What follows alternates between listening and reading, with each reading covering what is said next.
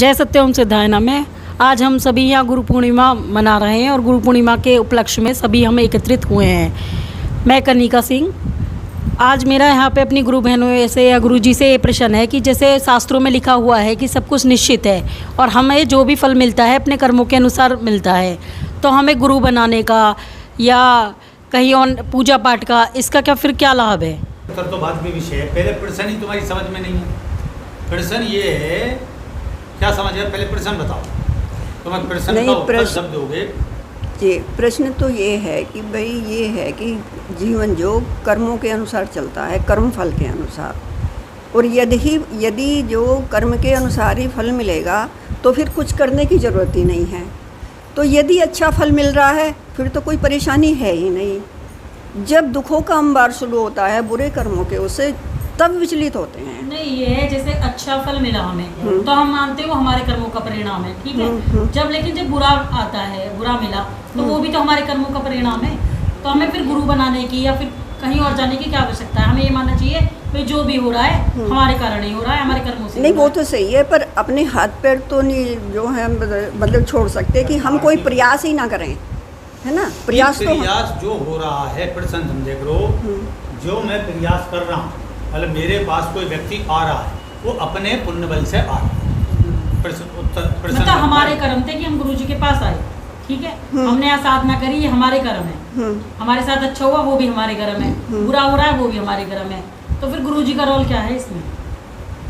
गुरु बनाने की क्या आवश्यकता है? नहीं, तो हमने पढ़ाई करी, हमारी नौकरी लग गई, या हमने पढ़ाई नहीं करी, हम फेल हो गए, तो हम ही तो कारण है दोनों स्थिति में। नहीं, तो गुरु का तो रोल ये इसमें सबसे बड़ा ये है कि भाई हमें ये सपोर्ट कर रहे हैं, अपने आध्यात्मिक बल दे रहे हैं, अपनी शक्ति दे रहे हैं, हमें ये इतना बल दे रहे हैं कि पहले हमारा पढ़ाई में मन नहीं लगता, अब हमारा लग रहा है उसमें। यही तो प्रश्न है कि वो भी जो दे रहे हैं वो भी हमारा ही पुण्य बल है। समझे करो बात को। नहीं, पुण्य बल, पुण्य मैं जो आ रहा हूँ, हाँ, तो हम ही तो आ रहे हैं। मैं ही तो आया, मुझे तो है। हाँ। किसी से सुना उस समय वो पुण्य बल मेरा जागा। पुण्य बल जागने के उपरांत में मैं वहाँ आया। आने के उपरांत में जो उपाय बताए उन्हें मैंने स्वीकारा। बहुत से तो ऐसे होते हैं, उन्हें कितना ही उपाय बता लो, कितना ही दिव्य दृष्टि से देख लो, उसके बाद भी नहीं करते, तो उसका पाप बल है। क्योंकि अभी उसे 4-6 जगह और भी जाना है और वहाँ भी दान दून देनी उसे। फिर उसके बाद शायद वो 10-5 साल बाद फिर लौटे। अब वही चीज़ जो जब बताई जब वो बता रहे, फिर वो कारगर होता उपाय, फिर उससे उसे लाभ मिले। तो लाभ मिलना, इस बीच में उसका हटना, वो जो विषय है वो सब उसका ही तो कर्म फल हुआ। फिर इसमें गुरु क्या हुआ? सवाल ये, मान लो गुरु भी रही क्रिया बता रहा, अपना एक्सपीरियंस बता रहा, वो उसका अपना अनुभव है, उसने तुम्हें बता दिया कि भाई तुम राधे कृष्ण की उपासना करो, शिव जी की उपासना, गुरु की उपासना करो, ध्यान करो, सूरज को जल दो, वगैरह वगैरह, क्लास ज्वाइन करो। तो उसके ये उस व्यक्ति का प्रश्न है कि ये हमारा जो है पुण्य बल है, जो उसकी बल की वजह से आपके ज्ञान को हम एक्सेप्ट कर रहे हैं, और उस एक्सेप्ट के बाद में नहीं करना, ये हमारा पाप बल है, वो हमारा पुण्य बला। तो अब हम हट गए। जैसे दो लोग यहाँ पे आए, सेम चीजें दो को बताई जा रही है, एक का कर्म फल अच्छा है, उसने वो चीजें कर ली, दूसरे से वो नहीं करी। भाई गुरु ने तो दोनों को दीक्षा दी कि दोनों को सेम चीज दी, लेकिन एक ने कर ली, वो चढ़ गया, दूसरा भी यहीं पे। ये विचार यहाँ ये चल रहा है कि जो भी कोई सोच है मेरे अंदर, ये आना कि मैं इस बात को मानूं, ये मेरा पुण्य बल है। गुरु के पास जाके उस राय को मानो, ये मेरा पुण्य बल है। मैं यहाँ से हटने का चीज़ शुरू हुई, मेरा खोट कर्म शुरू हुआ, मैं चला गया। इसमें जो भी कर्म का तरीका है, नहीं करना, नहीं जुड़ना, मान के चले जाना, मानने के उपरांत जुड़ जाना, उसे करना, तो ये जो मैं कर्म कर रहा या कर्म कर रही हूँ, ये तो मेरा कर्म फल हुआ ना।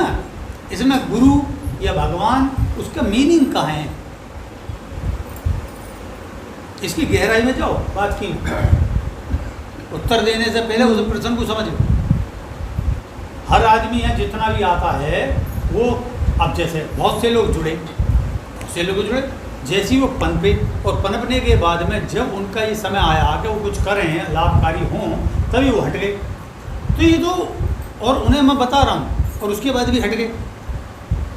यहाँ देखो ना ध्यान कि मैं कह रहा हूँ कि ऐसा होगा, और उस होने के उपरांत भी वो व्यक्ति नहीं सुन रहा है जी।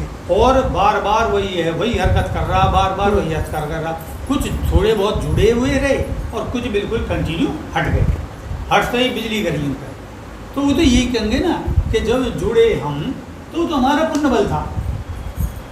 अगर गुरुजी का होता इसमें पुण्य बल तो हम हटते ही नहीं, हम पे विपदा आती ही नहीं, आती तो बहुत माइनर तरीके में आती और वो समाप्त हो जाती। हम कंटिन्यू जुड़े रहते, मतलब पुण्य बल के बाद पुण्य बल बढ़ता रहे। तो इसमें गुरु जो उपाय बता रहा है या गाइड कर रहा है, उसका तरीका क्या है, वो क्यों फेल हो रहा है, उसकी कृपा क्यों फेल हो रही है। भाई हम एक्सेप्ट कर रहे हैं ऊर्जा, वो हम एक्सेप्ट क्यों नहीं कर पा रहे, इतना हमारा पाप बल बढ़ गया। तो सवाल है पेचीदा, पहले एक पक्ष को पकड़ो, उत्तर तो बहुत बाद का विषय है। जब महाभारत होनी ही तो इसमें कृष्ण जी ने क्या कर लिया, सवाल ये आता है। अब उसमें एक्सक्यूज हैं, कृष्ण जी सबको निपटाना चाहे, सबके वरदान शाप इकट्ठे हो गए, वो कैसे साले होते, वो तो बिना कृष्ण के भी भिड़ जाते आपस में। भाई थोड़ा सा और राम कहानी बढ़ती, उसके बाद में पता चली बम फट जाता एक साथ। हो सके अर्जुन किसी की प्रतिज्ञा न मानता, मतलब औरों की कि भाई इसको मैं ऐसा करूँगा, भीम कहता कि मैं उसकी छाती पे चढ़ के लू पीऊँगा, वो तो एकदम पास कहता, धड़क सब मारता, सब खत्म। या उसे लगा कि भीषम में फटाफट बाण मारता, उसे कोने में गिर देता। अब तेरी इच्छा मृत्यु का वरदान तुझे है, लेकिन इसका मतलब ये नहीं है तुझे पराजित नहीं हो सकता। पराजित तो हो सके, पराजित करके उसे बांध के गठरिया सी और उसकी कोने में डाल देता। अब मरता रहे तो भूखा मत मरे, पर फिलहाल तू टांग नहीं अड़ाएगा कहीं भी है। कृष्ण जी को पूर्व जन्म का कर्म फल भोगना पड़ा, उनके पैर में जाके लगा तो वो मर गए उससे। इसमें क्या अंतर हुआ, कर्म फल जब झेलना है इसलिए कहते हैं कर्म भूमि है। तो इसमें गुरु या ईश्वर की महत्ता कहाँ है, ये है महत्व तो ये है कि गुरु मान लो तुम्हें उपाय बता रहा है, तो जो उपाय बता रहा है वो मैं एक्सेप्ट, बात नहीं समझ रही, अब क्या समझ में आई बताऊंगा। नहीं समझ तो गुरु जी इतनी आई है, तुम कोशिश कर रही हो नहीं इस लोगों को कर्म करना चाहिए, बुरे कर्म को काटने के लिए कर्म करना चाहिए, अरे उसमें वो कर्म करने ही नहीं दे रहा, इतना प्रबल कर्म है उसका, उसे करने नहीं दे रहा। जय सत्यम साईं गुरु जी। गुरु जी प्रश्न ये है कि जैसे दीदी ने पूछा कि अगर सब कुछ होना ही है तो फिर हम क्यों मंदिर जाएं, क्यों गुरु के पास जाएं, जो निश्चित है वो तो होना ही है। तो जो मुझे समझ में आ रहा है वो ये है कि जो अब हो रहा है, जैसे पहले लिख चुका है, तो जो पहले लिखा है ना वो हमारे पूर्व जन्मों के कर्मों का फल लिखा हुआ है और आज हमें उसका रिज़ल्ट मिल रहा है। तो गुरु के पास जाना या मंदिर जाना या पूजा करना, ये अपने जीवन को आगे के लिए सुधारना है मेरी राय में, कि जो पिछला ये तुम पीछे के कर्मों से यहाँ आए, पीछे के कर्मों से यहाँ आए, वो तुम्हारा ही पुण्य बला और तुम्हारा एक पाप बल उसको करने नहीं देगा। तो प्रश्न को समझो, इसमें गुरु कहाँ है। अरे पहले तो प्रश्न ही ना पल्ले पड़ रहा किसी के, उत्तर तो मैं बाद में दूँ, इसलिए तो प्रश्न पे ही छोड़ दो। अभी तो तुमसे पूछ रहा हूँ मैं, क्या प्रश्न समाया थी वो उसे। जैसा तुम सिद्धाय नम है गुरुजी, मैंने आपका प्रश्न समझ लिया। कहने का मतलब ये है कि हमारे जीवन में जो भी घटना हो रही है वो हमारे पुण्य बल के कारण हो रही है या पाप कर्म के कारण हो रही है। हम आपके पास आए और आने के बाद में हम आपके कहे अनुसार कोई काम कर रहे हैं तो वो हमारा पुण्य बल या कोई कर्म संस्कार है कि हमने आपकी बात को स्वीकार कर लिया। एक कंडीशन ये आती है कि मान लीजिए मैं आपके पास आया और आपने बताया कि भाई अमरदीप तेरे साथ में ये होना है और उसका निवारण ये है, लेकिन वो मेरा पाप कर्म इतना प्रबल है कि मैं आ तो गया लेकिन मैंने आपका जो बताया हुआ निवारण है उसको जो है सुन करके नेगलेक्ट कर दिया कि मैं इसको जो स्वीकार नहीं करता हूँ। तो प्रश्न तो सर गुरुजी आपका ये रहा, बाकी उत्तर तो आप ही बताओगे। तो इसमें क्या सिद्ध हुआ ना कि मेरा तुम्हारे में इन्वॉल्वेशन का क्या मीनिंग हुआ, मेरा योगी होने का क्या अर्थ हुआ। महात्मा बुद्ध घास खोदता तो भी योगी हो जाता, उसे पूर्व जन्म से दिखाई दे रहा कि मैं ऐसे ऐसे ऐसे ऐसे योगी बनूंगा।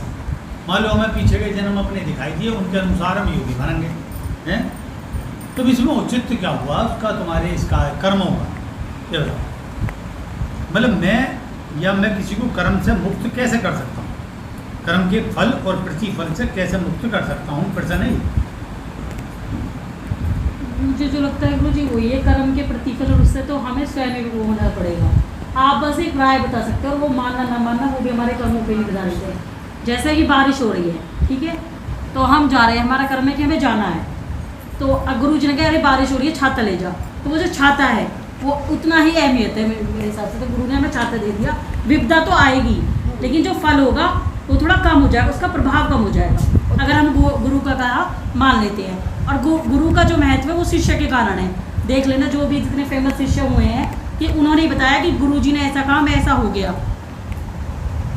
अगर हम कर्म नहीं करेंगे और हम गुरु के कहे अनुसार नहीं चलेंगे तो गुरु का महत्व भी फिर जीरो ही हो जाएगा। फर्क यही है यहाँ कि जो तुम तो कर्ता मैं ही हूँ और मैं ही अपने कर्मों से गुरु को स्थान दे रहा हूँ। गुरु तो मान लो एक सोर्स ऑफ एनर्जी, जैसे एक मानते हैं कि हमने पिलर है भाई, उसमें हमने भगवान बना लिया, तो गुरु तो एक मतलब वो मान लो किसी को मान सकते हैं, द्रोणाचार्य की मूर्ति रखे एकलव्य ने वो कर लिया, तो गुरु तो हम किसी को भी मान सकते हैं, लेकिन कर्म वो हमारा ही होगा।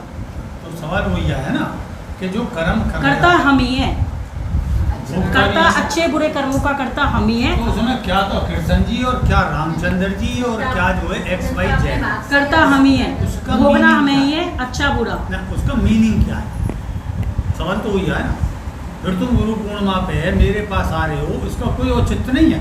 नहीं गुरु जी, इसका ये औचित्य है कि हमें जो लगता है भाई गुरु जी ने हमारे लिए ये किया, अगर हमें डायरेक्शन दी, एक मतलब पथ निर्देशक की वो बताते हैं कि हम उसका आभार व्यक्त कर रहे हैं। हम ये नहीं मान रहे कि आप ही नहीं, हमें नहीं, हमारे भी कर्म है। अगर हम यहाँ जुड़े तो हम मान रहे हमारे, हम ये तो नहीं कह रहे भी आपकी वजह से हम यहाँ जुड़े, हमारे भी कर्म है कि हमारे पाप, हर कोई तो आगे नहीं जुड़ रहा है यहाँ से, प्रश्न ही नहीं आ रहा। प्रश्न यही है कि जब जो चीज निश्चित है तो वो मानेगा ही क्यों, वो चलो पुण्य से आ गया, जब निश्चित है वो नहीं मानेगा तो मानेगा ही नहीं ना। बात तो ये है ना, तुम आ रहे हो, मैं उपाय बता रहा तो हूँ। हाई लेवल पे तो मेरे हाई लेवल पे मैं ही है, एक मैं ही है, उसमें ना गुरु है ना कोई है। हाई लेवल पे मैं ही करता ही है बस। का जो लेवल और हमारे लेवल में बहुत अंतर है, उस चीज को हम नहीं छू पाएंगे, ना समझ पाएंगे उस लेवल को। ना वो बात तो ऐसा कह के उस एक करता ही है बस, मैं ना गुरु है ना कोई है, बस करता ही है, करने वाला बस मैं ही हूँ। अच्छा गुरुजी, मैं एक चीज़ और मैं मतलब थोड़ा पूछना चाहूँगा। अब मुझे ये पता नहीं है कहानी सत्य है या असत्य है, ये मैंने सुनी है किसी के द्वारा कि कोई कोढ़ी व्यक्ति था, तो वो जो कोढ़ी व्यक्ति था वो बहुत दुखी था, तो कोई धर्मात्मा पुरुष जो है उसके आसपास से जा रहे थे, तो उन्हें उस पर दया आई कि यार ये जो कोढ़ से बहुत ज़्यादा परेशान है, तो उन्होंने अपने जो भी उनके संस्कार थे, पुण्य बल थे, उससे उसका कोढ़ अपने ऊपर ले लिया और उस कोढ़ी को जो है जो परेशानी में था उससे उसे रियायत मिल गई। अब इसमें भी जो है कोई ना कोई मतलब बात है कि भाई उन्होंने वो उसका कोढ़ कैसे अपने ऊपर ले लिया, क्यों ले लिया, क्यों दया कर दी? हाँ मतलब क्यों दया जागृत होगी। तो वहाँ पे तो अब पता नहीं स्वयं का कर्म था या क्या था, तो मुझे जो इस उदाहरण से गुरु की भी भूमिका लग रही है। इसमें तो सीधी सी है, जो कोढ़ी है उसका गुरु पे कोई उपकार होगा तो हो सकता है उसने पिछले जन्म में गुरु में कोई कोढ़ हो, उसने अपने ऊपर ले लिया, उसने बदले में बदला हो गया। तो ये जो गिव एंड टेक है, हाई लेवल हो लोअर लेवल हो, है छोटे लेवल पे, अगर ऐसा है तो इतने सारे करोड़ों भक्तों के होते हुए बहुत से गुरु जेल, बहुत से गुरु असाध रोग से ग्रस्त, मतलब आखिर वो करोड़ आदमी की दुआ कहाँ चली गई हैं? ये सोचो, जितने भी महात्मा हैं उनके करोड़ों करोड़ शिष्य हैं, 1 करोड़ आदमी एक माला जाप भी कर रहा है तो एक माला जाप का फल उसके गुरु को मिलना चाहिए। और उनसे उसका काम भी हो रहा है, तो काम होने के बाद वो गुरु जो कि ऐसी आयु भी नहीं है, उस आयु के बीच में ही चला गया। क्यों? क्या वो निश्चित है जब वो कर्म फल निश्चित ही है तो सवाल वही आता है, फिर इसमें गुरु पद कहाँ हुआ? गुरु की भूमिका क्या है? मतलब गुरु की भूमिका यही है, गुरु अपने पुण्य दान करके उसके पाप अपने ऊपर लेगा, ये तभी कष्ट आते ये हैं। प्रश्न वही है कि क्या उसी का ही तो नहीं था वो पुण्य बल? कहीं उसी का पुण्य बल तो नहीं था कि वो मुझसे ले गया, वो मेरे पास आया। जैसे एक बैंक है, लोन वाला आया, तो लोन को कौन आया? वो बैंक ने वीडियो बना रखी है और वो ले गया लोन उससे करवा के, फिर नहीं पट रही है और दुनिया भर का वो करने के बाद वो कुछ अपना से ही पटाएगा। तो सवाल तो वही है, इसमें मैं कहाँ हूँ? मेरी भूमिका क्या है? क्या मैं वाकई में मुक्त हूँ? मैं वाकई में वो सामर्थ्य रखता हूँ कि मैं उसका कल्याण कर सकता हूँ, या वो कोई उधार नहीं है? जो मैंने उसका कल्याण करा वो उधार नहीं था। इसे कैसे पता चलेगा? ये बात कैसे पता चलेगी कि तुम्हारा कष्ट है और उस कष्ट को मैंने तुम्हें बताया और उस कष्ट के बाद उसी अवधि में जब आपको मैंने कम कर दिया। तो इसमें योगी आते हैं। प्रश्न उत्तर ये है कि योगी होते 3 प्रकार के, समझे? स्तर हैं ये सब, ऐसी कर्मों का स्तर है। मुक्त पुरुष बहुत बाद की व्याख्या, निर्विकल समाधि पे ही जाके मुक्त पुरुष होता है और निर्विकल समाधि के बाद अवतारवाद आता है, समझे? ये जो सब गलबजुआ की बात छोड़ दो। अब वहाँ पे क्या होगा? एक वो है जो केवल दृष्टा है, जैसे नेस्ट्रोजेनस, समझे? जैसे और प्रेडिक्टर, उन्होंने देखा, अपनी दिव्य दृष्टि से देखा, एस्ट्रोलॉजी से देखा, उन्होंने बता दिया। उस बताने के बाद में उन्होंने कर्मफल को कनेक्ट कर दिया कि तुम ये उपाय करोगे तो ऐसा हो जाएगा। जब वो ये मान रहा है, नेस्ट्रोजेनस ये मान रहा है कि 10,000 साल काल के अंत तक लिख गया। अब लिख गया नहीं लिख गया वो तो विषय एक अलग है, लेकिन एक प्रचलित में वो बहुत सी प्रेडिक्शंस है ऐसी हमारे जीवन में ये, तो वो उसी काल पे जाके घटी। तो क्यों नहीं कम कर पाए? दृष्टा होना और सृष्टा होना, इसके बीच में है एक गिव एंड टेक वाली स्थिति। मैंने देखा, मुझ में देखने की शक्ति है, मान लो मैंने देख के तुम्हें वो कर्मफल बता दिया। अब अगर मैं इसमें उधार खाता खाना चाहूँ कुछ बीच में है तो मैं दोनों हाथ में लड्डू कर सकता हूँ। मुझे पता है कि अमरदीप के जो है खाट लगने वाली है और मुझे धन की आवश्यकता है, तो मैं क्या कहूँगा? अमरदीप तेरे खाट लग जाएगी।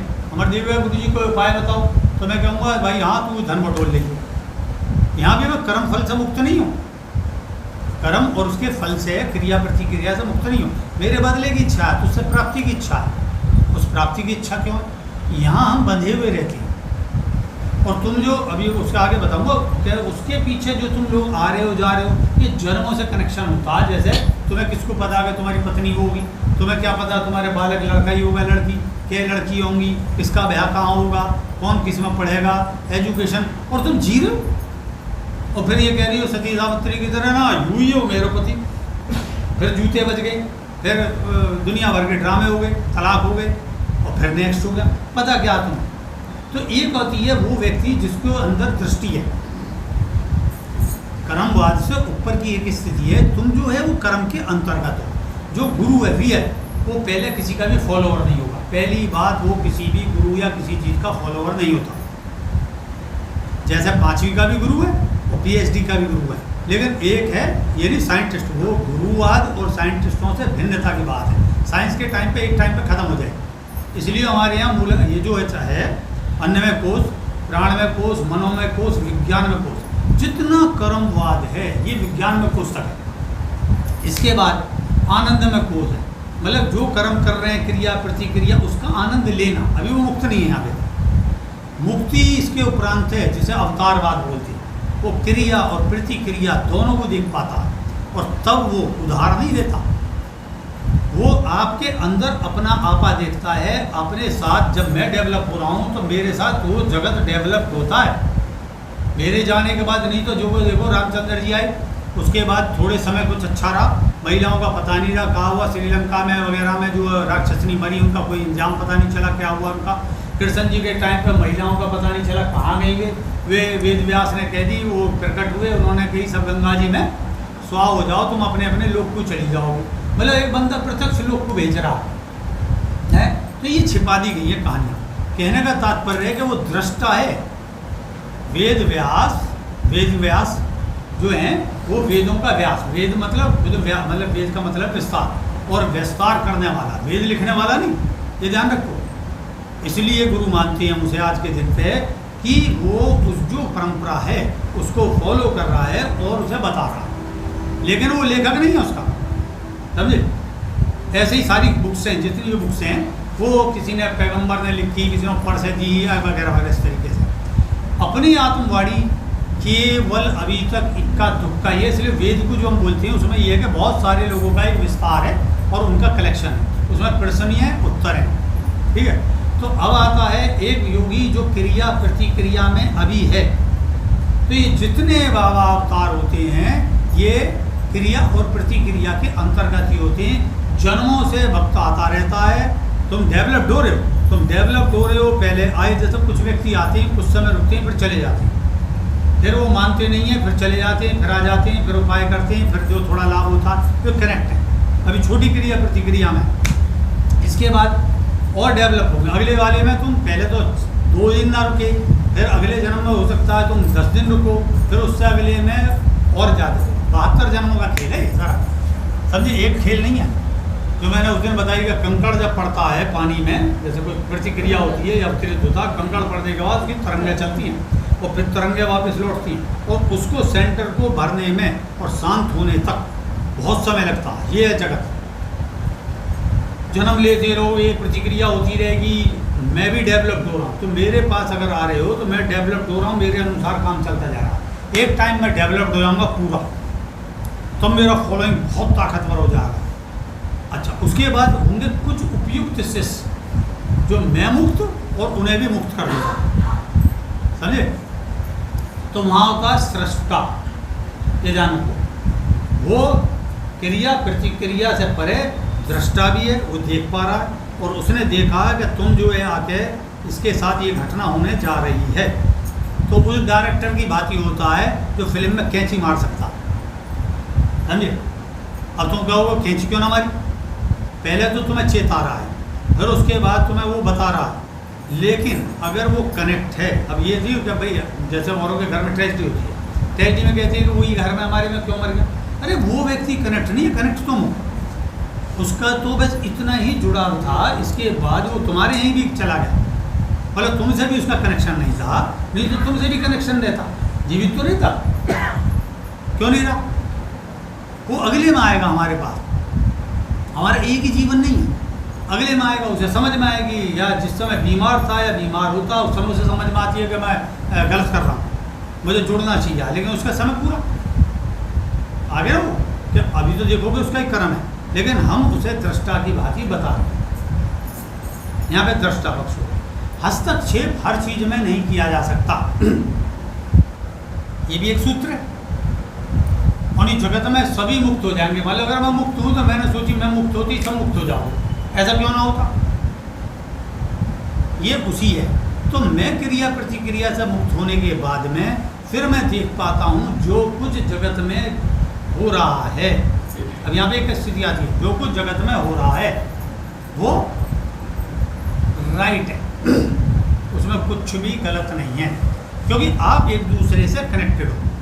और नहीं तो मैंने जैसे पहले भी ग्रंथ को कहा 87 में कि भाई क्या होता है कि अगर ईश्वर को ही जगत में कुछ नहीं करना होता तो पैदा ना करता, प्रतिक्रिया कोई व्यक्ति नहीं करता, न शब्द होता, न रूप होता, न गंध होता, न स्पर्श होती, न कोई अभिव्यक्ति।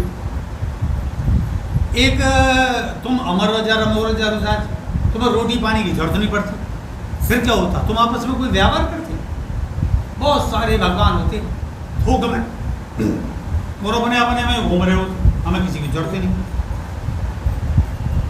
इस सब को जो देखता है और देखने के बाद स्थिर रहता है और वो ये मान के कि राइट है, ये रॉन्ग नहीं है, ये सब सही चल रहा है, इस चीज को कहने वाला मुक्त पुरुष है। पहली बात वो ये देखेगा अजर अमर हो तुम मोह माया में पड़े हुए हो, तुम कह रहे हो अपने कर्मों के अनुसार कि मेरा कर्म प्रबल है, तो तुम क्या कर रहे हो, नहीं जी ये तो अभी फल मिलना चाहिए, इसका स्वाद हमें अभी आ जाना चाहिए। वो देख पाता है अरे बहुत सारे जन्म है भाई। अभी तो तेरे संग की घटना हो रही है, सवाल ये आता है कि वो क्यों ना जीवित रहा। पहले तो तू अपने को देख। अगर मैं तुम सबके पे सबकी क्रिया प्रतिक्रिया को लेने लगूंगा तो पूरे ब्रह्मांड में एक चीज थम जाएगी अंत में। क्योंकि मुझे क्या करना पड़ेगा, समस्त क्रिया प्रतिक्रिया को शांत कर देना होगा। शांत करते यू आर नथिंग और कौन, खत्म, गए। क्या हुआ तुम्हारा? इसे है ले, जैसे प्रलय समेट लूंगा तुम अपने अंदर, ये प्रलय। इस सब को जानने वाला राइट को देखता है, रॉन्ग तो कुछ शब्द ही है। तभी कहता जो भगवान का हो रहा आनंद है।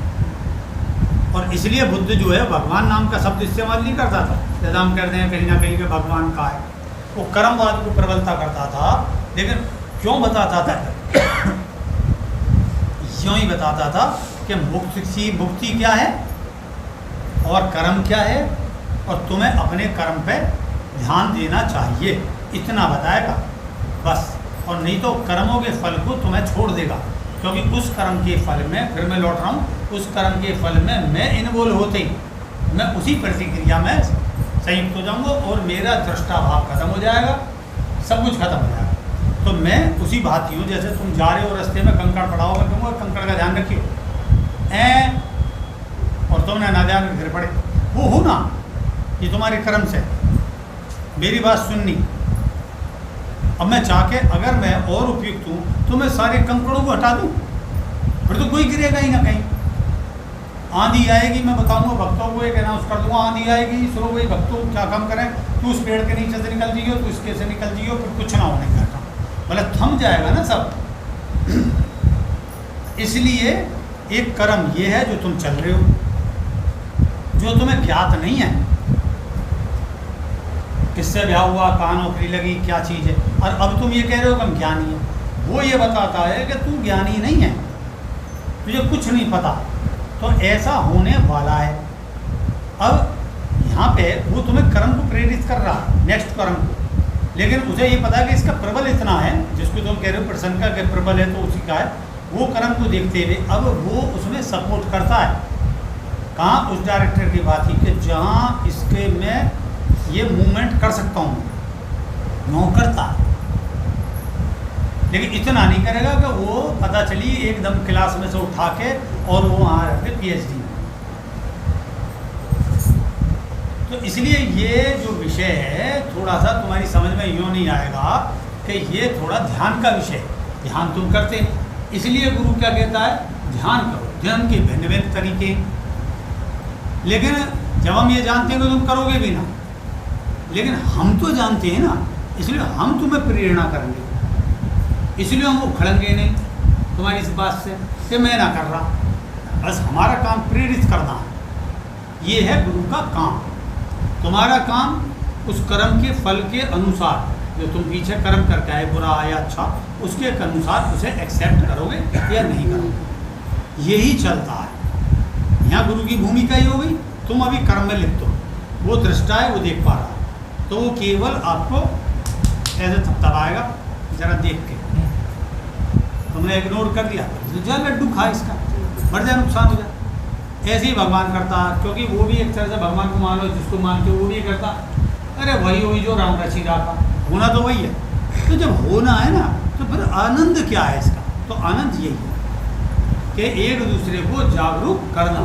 योगी गुरु जागरूक होता है, वो जागरूकता को रख के देख पाता है और वो बता पाता है। समझ भाई? थोड़ा गहरा है ये प्रश्न, और गहरा ही इसका उत्तर है। उसे जब ही स्वीकार करो जब ध्यान करोगे थोड़ा सा, तो इसलिए ध्यान अनिवार्य है।